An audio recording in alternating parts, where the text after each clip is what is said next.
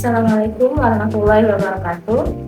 Perkenalkan, saya Arya Dipa dari kelas HSP 2A dengan NIM 42025100025. Pada video ini, saya akan menjelaskan materi untuk memenuhi tugas ujian tengah semester mata kuliah Pengelolaan Keuangan Negara dan Daerah yang diampu oleh Bapak Freddy Handoko, SPD, MAK.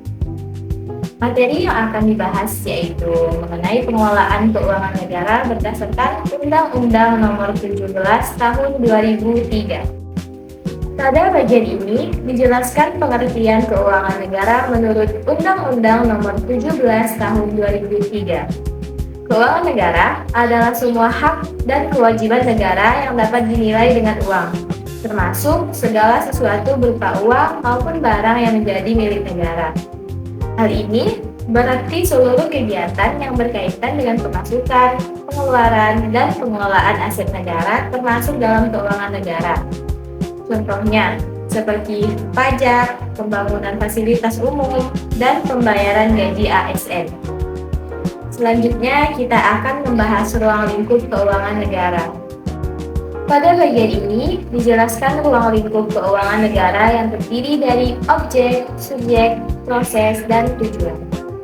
Objek berkaitan dengan hak dan kewajiban negara. Subjek merupakan pihak yang mengelola keuangan negara, seperti pemerintah pusat dan daerah. Proses meliputi tahapan perencanaan hingga pertanggungjawaban. Sedangkan tujuan utamanya adalah mendukung jalannya pemerintahan dan kesejahteraan masyarakat. Rincian ruang lingkup keuangan negara berdasarkan Undang-Undang Nomor 17 Tahun 2003. Negara memiliki hak untuk memungut pajak, mengeluarkan uang, dan melakukan pinjaman.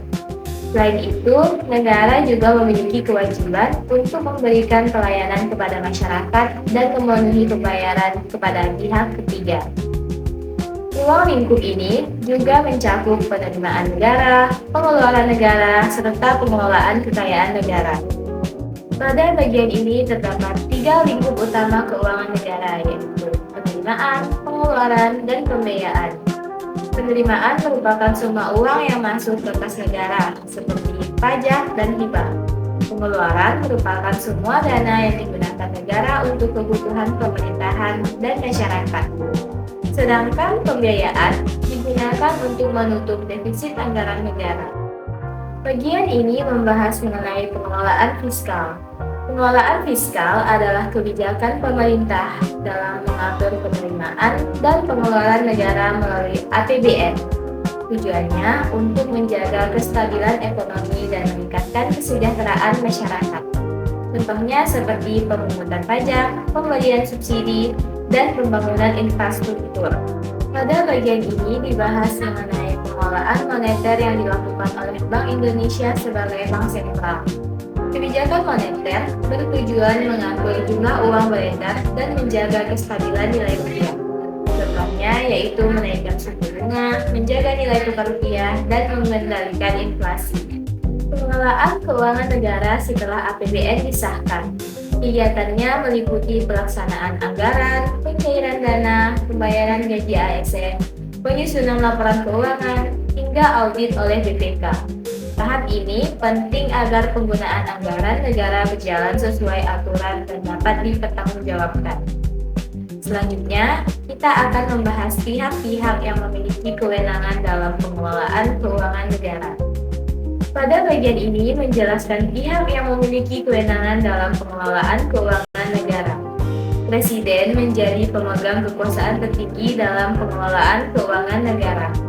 Menteri Keuangan bertugas mengelola kebijakan fiskal negara, sedangkan menteri, pimpinan lembaga, serta kepala daerah bertanggung jawab mengelola anggaran di wilayah atau instansinya masing-masing. Berikutnya, kita akan membahas undang-undang yang mengatur kebijakan moneter. Dasar hukum kebijakan moneter yaitu Undang-Undang tentang Bank Indonesia. Undang-undang ini mengatur tugas Bank Indonesia dalam menjaga kestabilan ekonomi dan nilai rupiah. Contoh kebijakan moneter antara lain menentukan suku bunga dan mengatur jumlah uang yang beredar. Selanjutnya, kita akan melihat hubungan antar subjek pengelola keuangan negara.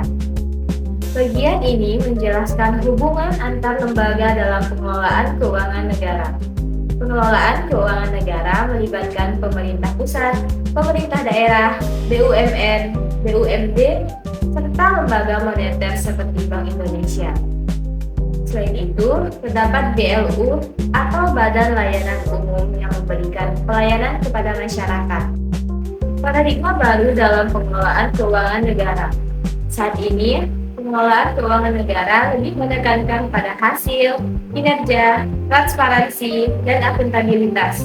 Artinya, penggunaan anggaran negara harus memberikan manfaat nyata bagi masyarakat.